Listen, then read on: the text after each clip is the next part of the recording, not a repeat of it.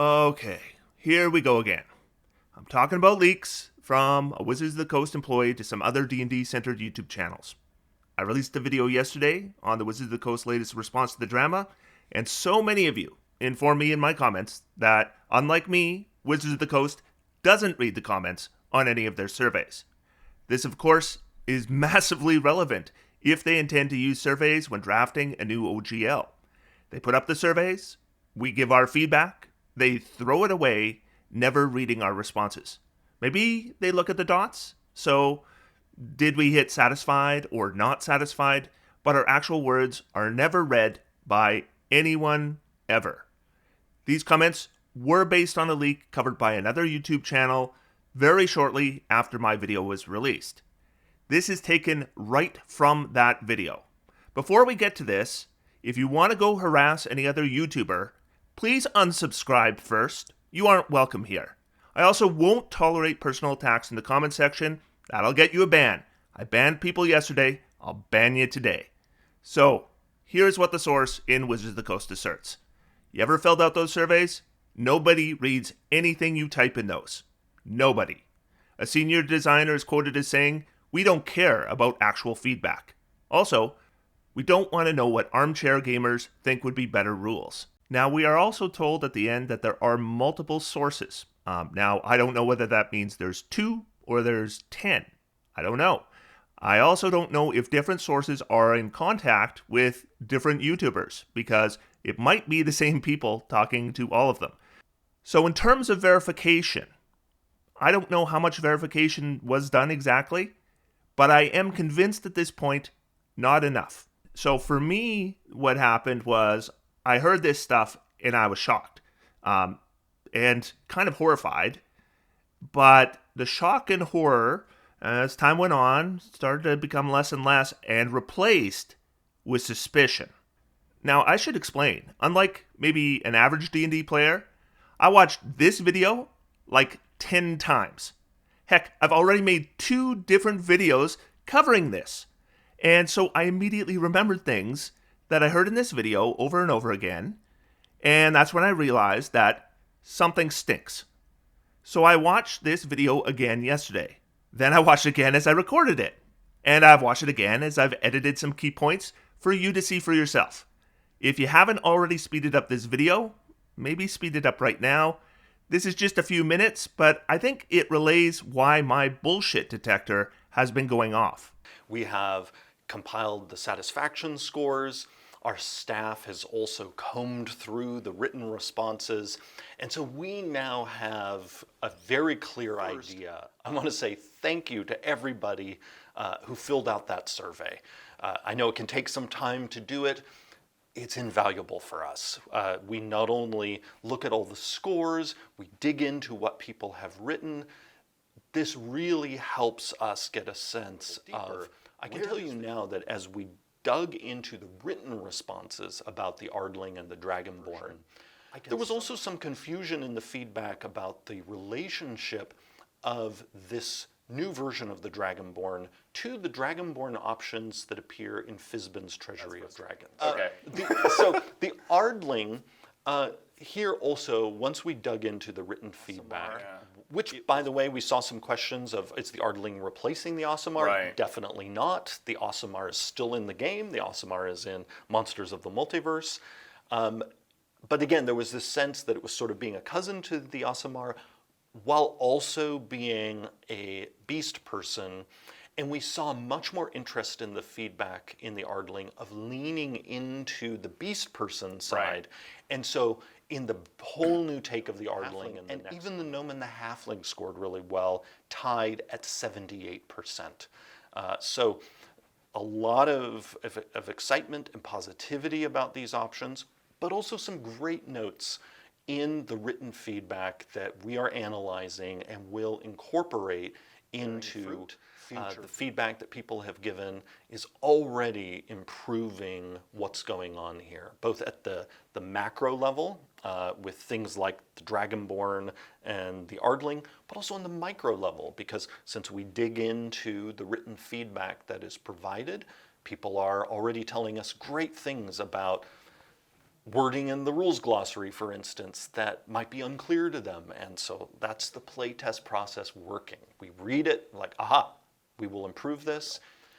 Because we can tell when we're reading if feedback is based on real play experience versus first impression on reading.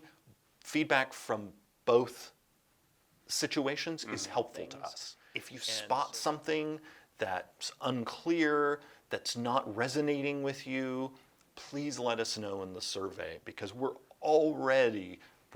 reading your feedback, we're already making improvements based on it. That is the process working as intended. Yes, because we have multiple members of our design team dedicated to going through survey responses. Now, to say that list of clips was abbreviated is an understatement. I was trying to keep it short for you folks. But basically, we have 40 minutes of Jeremy Crawford casually, enthusiastically, and in my opinion, sincerely, talking about he and his team reading the comments in the surveys. He relates specific information from those comments. Now, as I mentioned, I felt like maybe I had better recall of this video than maybe the general community did, because we've been very distracted these days. So I didn't want to make this video today. So what I decided to do is I would reach out. There's like a creator Discord that includes all the people who've been informing people about these leaks. So I thought I would reach out to them in the hopes that they might watch this video again and realize that they should be a little bit more skeptical of these leaks.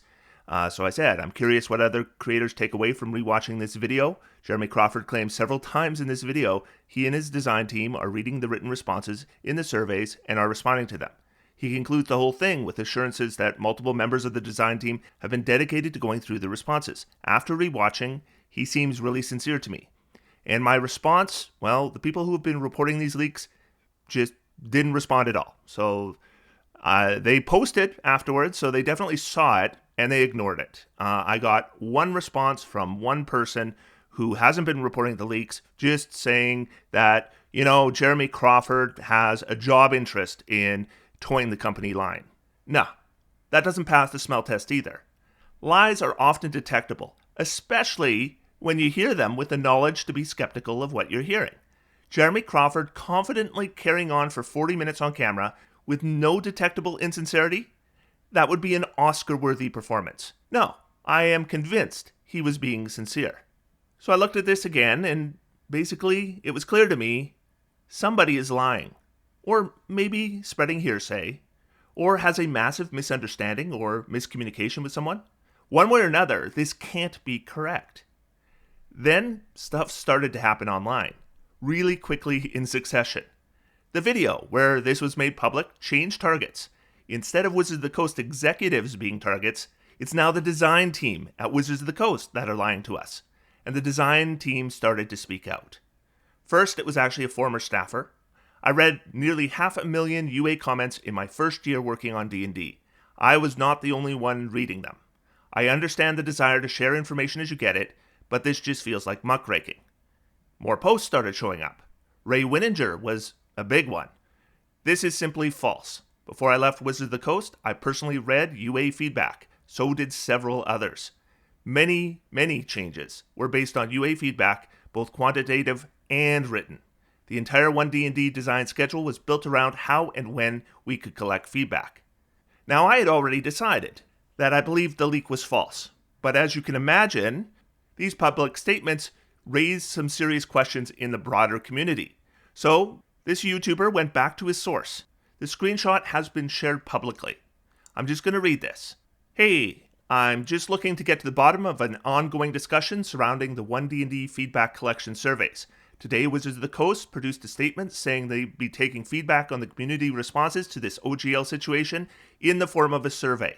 I felt this justified a public service announcement regarding your comments on the matter, which were confirmed by another source on the digital side. Can you confirm that I correctly interpreted your information? From your words, I understood that 1. Absolutely nobody reads the written feedback presented in the surveys. 2. Instead, results are aggregated into a report by the customer insights team and passed through to the design team with the general satisfaction levels. 3. It is from these general satisfaction levels material is either kept or changed. Can you please let me know if I fail to understand the full picture here? You've proven thousandfold your honesty and bravery across our talks. Ugh. I'm just looking to verify that I understood you correctly. Ray Winninger spoke out today to refute that information publicly on Twitter. I know you've spoken highly of Ray, as have others, so I'm seeking to understand how this has happened. In truth, I hope I've misunderstood. It didn't sit well with me to hear the design team didn't get feedback. So the response, this one I'll sum up. They were misunderstood. They didn't mean surveys were never read. They just don't read them anymore. And Jeremy Crawford is called out specifically more than once. Quote, Jeremy and others simply don't have the time to read them, and they aren't really interested in the words anyway. Finally, the response concludes with, the text that people write with their thoughts, into the void. So now we have a new narrative. Sure, the responses used to be read, they just don't read them anymore. So guess what our original poster is asked? How long since you've worked there? Well, he left last year. So guess what Ray Winninger is asked? When did you leave Wizards of the Coast? Is there a way your perception and the leak's perception could be both true, or must someone be lying? I left after the first 1D&D feedback was arriving. I know for certain UA feedback is still read. Then out come the current Wizards of the Coast employees. Okay, I am going to speak up on just this one thing. I am a senior designer on the D&D team, etc., and 2 of my colleagues, smart people, their main job is reading and interpreting and analyzing player feedback data. This is their full-time job. Hi, actual Wizards of the Coast staff and D&D designer here. I am credited on several Unearthed Arcana releases, and I've made edits to that content based on both qualitative and quantitative survey results. Let's walk through what happens behind the scenes. The survey information is broken down into 2 parts. Quantitative satisfaction, expressed as a percentage, so those dots you fill in, and a summary of qualitative feedback trends noticed in the comments. That summary is reported back to the product teams. The designers on the product teams then make edits to the mechanical elements based on the feedback summary. Yes, of course we want to know if you like something. We're game designers. And yes, sometimes we get frustrated when people tell us how to do our jobs, or use those feedback opportunities to belittle us. We're human, but despite that, we're still going to listen and always strive to improve. And here's the one that blew me away. Also to clarify, when I say all the comments, I mean it in the most literal sense. We have team members who have dedicated weeks to diligently reading through feedback. Yes, this says what you think it says. I have always assumed the comments were put into a database or something, and then maybe accessed with keyword searches if something scored poorly. Well, at least according to this testimonial, they literally read every single comment. They say it's honestly incredible. I'll say. And it kept coming. Mr. Crawford himself, retweeting. Ever since D&D Next, community feedback has been the beating heart of our design team's work on D&D. In the thread below, Mackenzie lays out how feedback on Unearthed Arcana, including the 1D&D Unearthed Arcana, plays a key role in our design process. So, I was already convinced the leak wasn't true before any of this stuff happened. But it's really important to note that I'm also convinced the updated leak about not reading the comments anymore is also untrue. And it's for the same reason. I knew from watching that video I've watched so many times again. I watched it again. It is clear to me they're reading the comments. So this reworded assertion that they just don't read the comments anymore, I believe to be false. But then I started to wonder, if this insider was untruthful about this twice, what else were they untruthful about? Because now I am questioning their honesty in general. I started reading through things about $30 D&D Beyond subscriptions, AI DMs, Homebrew being hid behind a subscription wall. These all seem to come from this same source. Like, I need to reevaluate my initial reactions to those revelations. Was any of it true? So in comes D&D Beyond, and they say no. If I read this even one day earlier, I would have been super suspicious. Today, I'm ready to at least consider that this might have all been a bunch of hooey. Designers read the comments. $30 subscriptions were never considered. AI DMs are not in development. Now I'm going to pause a little bit on this one. There is no way they're going to abandon an AI development program this way. Homebrew will remain free. So I'm going to wrap this up. I do not trust this insider at Wizard of the Coast. Maybe bad things are happening behind the scenes, but I don't think the information we're getting is accurate. And you're going to see today, in fact, I don't know, you may have already seen an expose today revealing everything this leak has claimed. I am personally highly suspicious of any information from this source. And that's why I felt I had to do this video. I'll give you guys a real video tomorrow.